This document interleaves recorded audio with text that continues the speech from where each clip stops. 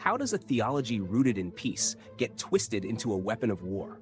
Why are millions of Christians funding foreign military campaigns, praying for an apocalypse, and aligning their faith with a nuclear-armed regime that international organizations, including Human Rights Watch and Amnesty International, have labeled as practicing apartheid? This video will expose the holy Trojan horse of our times, how Christian Zionism, once a fringe belief, is now steering American foreign policy, fueling endless war and quietly preparing the stage for Armageddon, not salvation. By the end of this, you'll see how an alliance built on prophecy, prophet, and power is not only betraying the teachings of Jesus, but also shaping our elections, our news, and the fate of the Middle East. Before we go deeper, subscribe to stay plugged into real stories that connect faith, power, and human rights, and help break the silence. Let's cut through the euphemisms. This isn't just a spiritual movement. It's a pipeline, from the pulpits of megachurches to the bulletproof vests of Israeli settlers.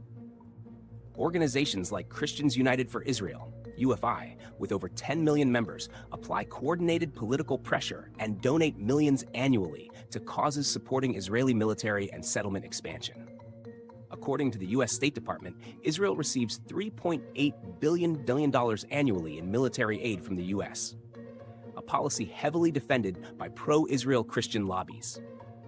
This system funds war in the name of peace, supports apartheid in the name of prophecy, and calls this faith.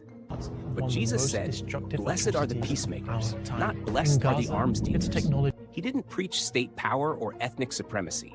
He washed the feet of outcasts and said, "The meek shall inherit the earth." Yet here we are, watching the loudest Christian voices endorse military occupation, dispossession, and apartheid as divine destiny.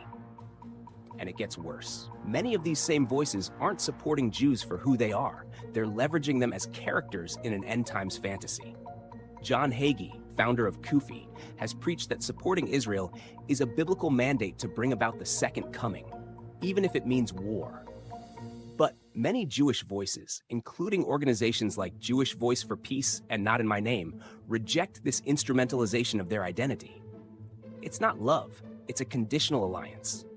If Jews don't convert at the climax of this theology, they're left behind or destroyed. That's not solidarity, it's sacrificial theater. Meanwhile, Palestinian Christians, the actual descendants of Jesus' first followers, are bombed, exiled, or erased. According to the World Council of Churches, their numbers have dwindled to under 2% of the Holy Land's population. Their churches are bulldozed in places like Gaza and Jerusalem, their voices silenced. And evangelical leaders barely blink. Here's where the manipulation deepens. Israeli state actors know exactly what they're doing. Leaked Knesset memos and public diplomacy initiatives confirm that Israeli officials see American evangelical support as a strategic asset, even while quietly dismissing the religious beliefs behind it. They've welcomed this alliance not out of shared belief, but raw strategy.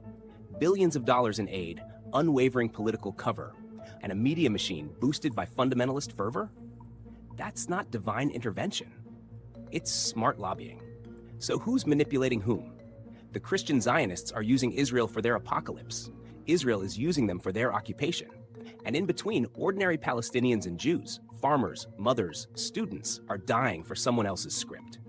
Mid-video pause. If this is shaking your worldview or confirming what you've always suspected, drop a comment. What part of this hits hardest for you? We're not talking theology here. We're talking policy, power, and lives on the line. The Seven Mountains Mandate, an offshoot of Dominion theology, calls on Christians to control 7 key spheres of influence: education, media, government, family, religion, business, and the arts. Evangelical leaders like Lance Wallnau and Paula White have championed this strategy to align the U.S. government with kingdom values. But Jesus never called for empire. He overturned the tables in the temple.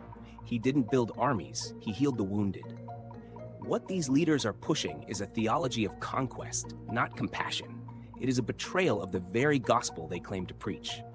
If you care about faith that uplifts, politics that serves people, not profits, and a world where no child grows up under drones or under dogma, then keep watching, keep questioning, and keep resisting.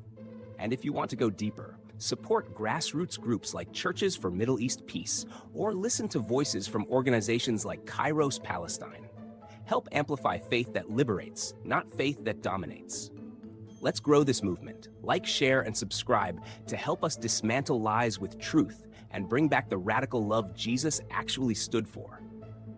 Comment below, do you think this is faith or fanaticism?